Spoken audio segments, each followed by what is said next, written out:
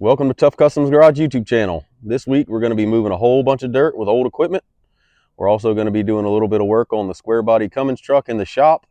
We got air conditioner and radio stuff to finish up in it. Also, my buddy that was working on a Tahoe that he wrecked, he's going to be putting the motor in the new Tahoe and driving that sucker home this week. We had a couple carts that we built and painted and delivered this week for another customer, but come check it out. Just trying to haul off the last of the trees for building the house. I had to make another road, so I got to get rid of this load of junk. If it weren't for bad luck, I wouldn't have any luck at all. You know, a 5-minute unload turns into 45 minutes of going to go get something to pull this thing out. Truck weighs 46,000 pounds, so you can't just push it out with a 2x4.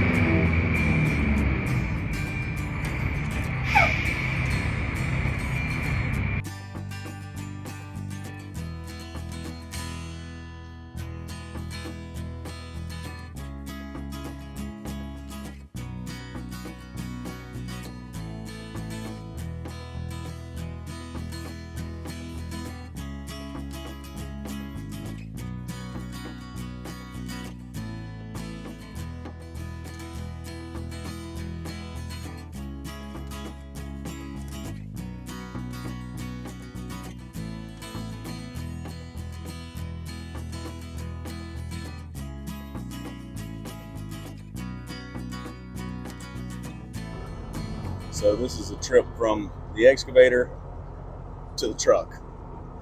I sleep really well at night.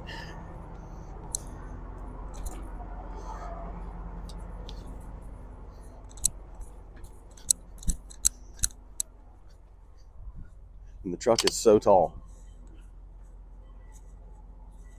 So to climb up in the truck is a stretch too.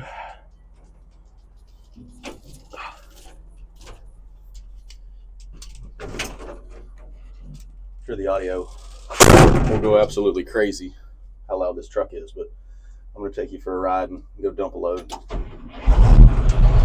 I got one spot that I'm almost getting stuck. I had to make a new road through the woods this morning. We probably got a couple more trips before we get all the way bogged down.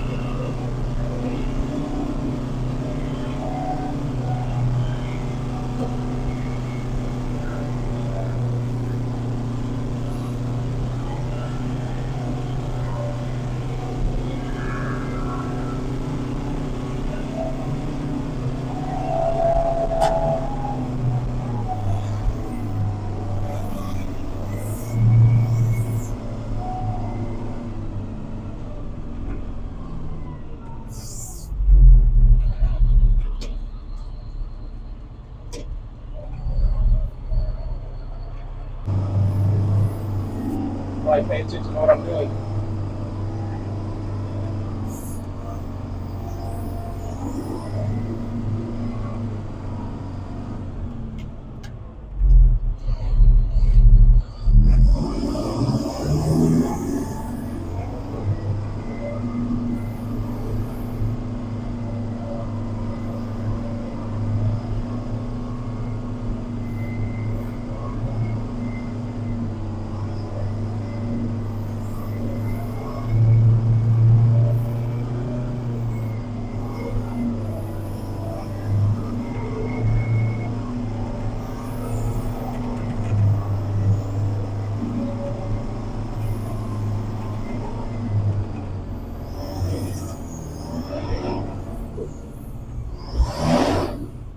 we made an absolute mountain of dirt.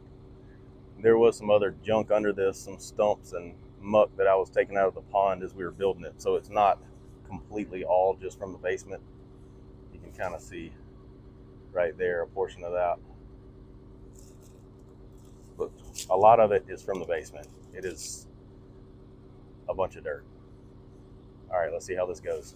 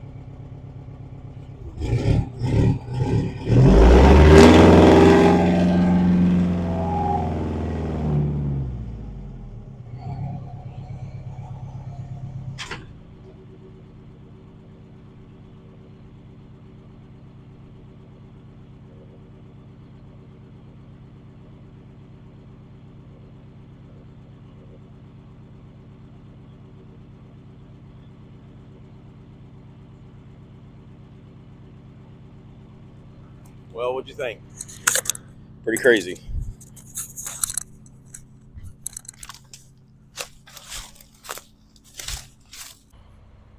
When I was building my pond, I was trying to figure out what to do with all the dirt I was taking out. So this used to be a pretty good dip right here. We threw a piece of pipe in there and then made this level. When you come off the road all the way back through the gate, it's pretty well flat. And now we have a giant mound of dirt over here. So I probably need to put a sign out at the road, fill dirt for sale. Come over here and sit with the excavator and just load trucks and get rid of some of this. But for now, it's not in the way, and I'll probably need to bring some back whenever I backfill around the walls when we get the basement walls and framing done.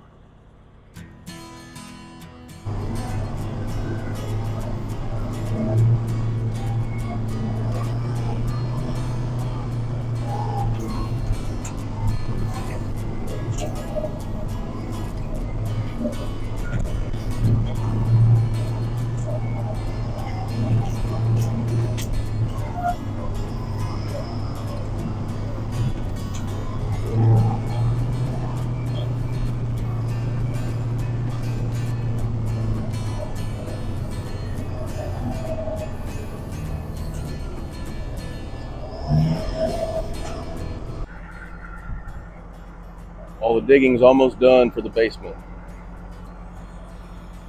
We've taken out a little over 40 loads so far. I stacked some up in the woods over there just to have some dirt a little closer for backfilling when the walls are done. But the rain's coming in tonight, so I have to get this thing all the way finished, as flat as I can get it, and I'm gonna roll it in with the truck to try to keep it from getting so muddy when the rain sets in. So missing a bulldozer right about now, that's for sure.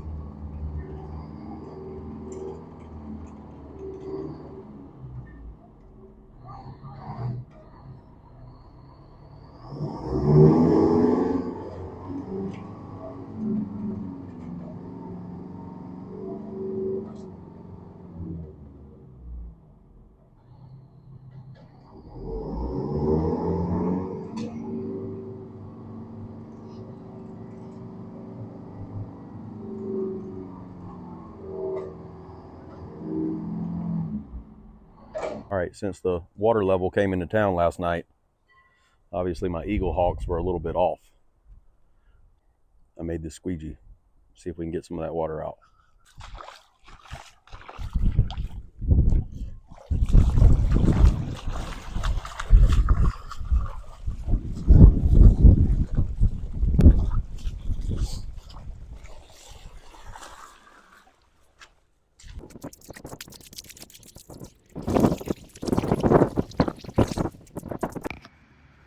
So the squeegee worked pretty well.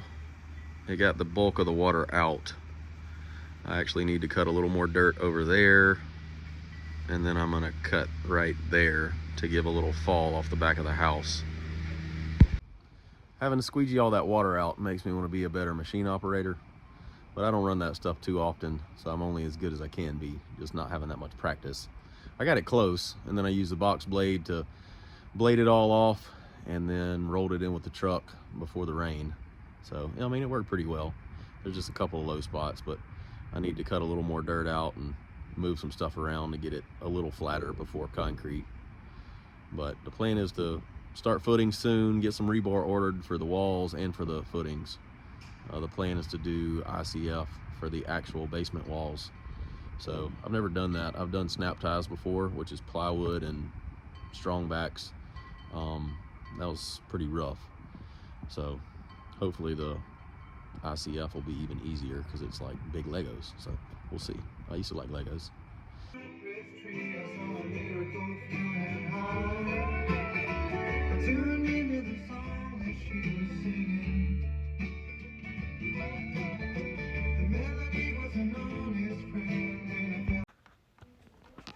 We were able to get 2 of these carts built and delivered this week. I also finished up this golf cart and got it for sale. Man, I really love these carts. The boxes on the back are super, super handy. You can keep all kind of junk in there when you're working on projects and just close it up at night. Don't have to worry about the rain. I'm really gonna miss this cart, but we're gonna use the money for foundation. We got the gauges put in the truck. Got everything wired up and ready. Bought this F800 out of Georgia, I guess probably around a year ago. The bed was completely rusted out on this thing, and went to my buddy's place about an hour away and picked up this super nice semi-round bed.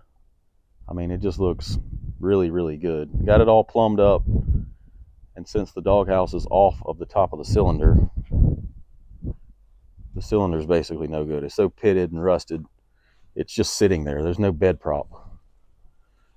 So the hydraulic pump was on the bypass, basically on the relief valve, because it was putting so much pressure to actually pop the bed up. I took a forklift with the pump engaged and got it to spring up, and got it up, won't go back down.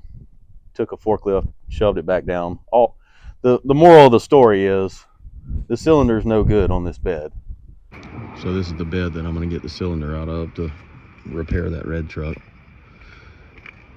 I bought the bed from this buddy of mine that owns a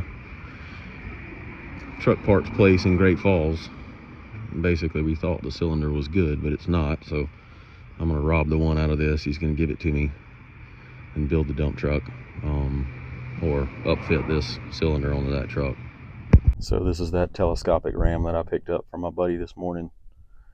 Since I bought the bed from him and he felt kind of bad that that cylinder was no good, he told me I could have this one. I had to go torch it out. He gave me the pump and the reservoir with it. I'll probably keep what I have on the reservoir, and hopefully there's enough capacity for this bigger cylinder. This one will probably leak, but at least the chrome looks good on it, so I can reseal it and make it into a good cylinder again, whereas the other one's just so pitted you'd never have a thing with it. So let's get back to work. It's going to be taller, so I'm going to just make this doghouse a little taller. But it's a really pretty nice truck. It's got a little rust on the cab, really on this jamb on this side. I'm going to just get a donor truck or get a piece off a donor truck and cut this sucker off right here, all the way through the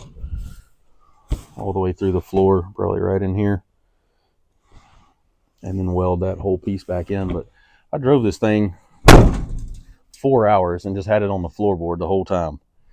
The air conditioner was blowing cold, air brake truck. So it'll be a good truck for hauling the 57 stone for the French drains and all the aggregate I'll put under the slab for the house.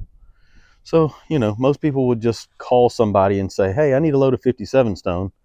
Not me. I'm a glutton for punishment. So I'm going to, you know, finish rebuilding this. Be a sweet truck when it's done, though.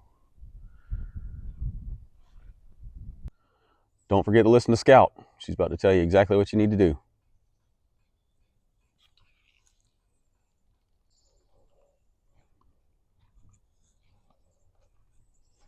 Hello guys, today we are going to do something really cool.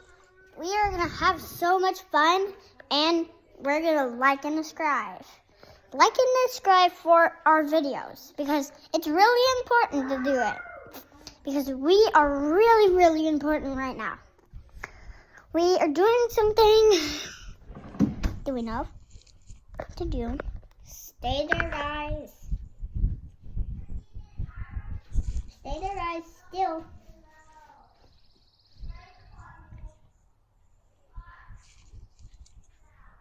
If you know, we will be radioing all around. Brooks' hater pipe on his go-kart. He loves this thing.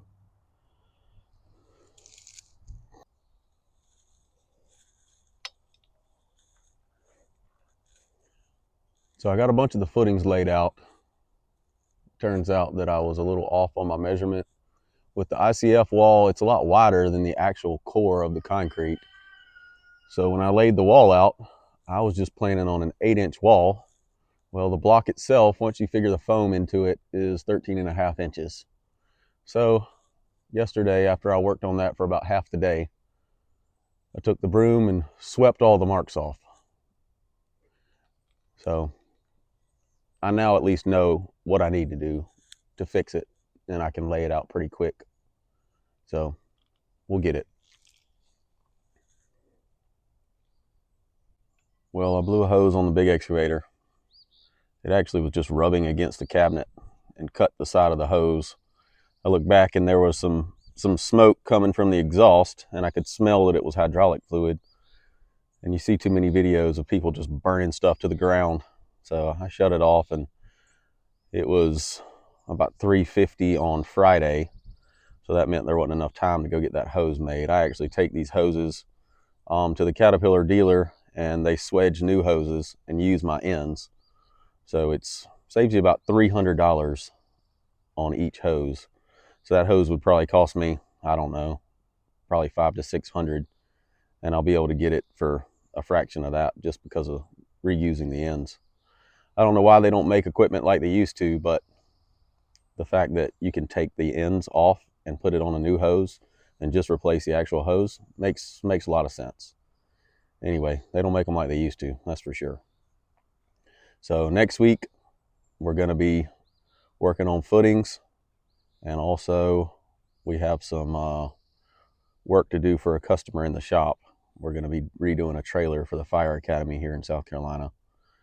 So probably won't get a lot done on the house because we have some actual work to do. Anyway, we'll see you next time.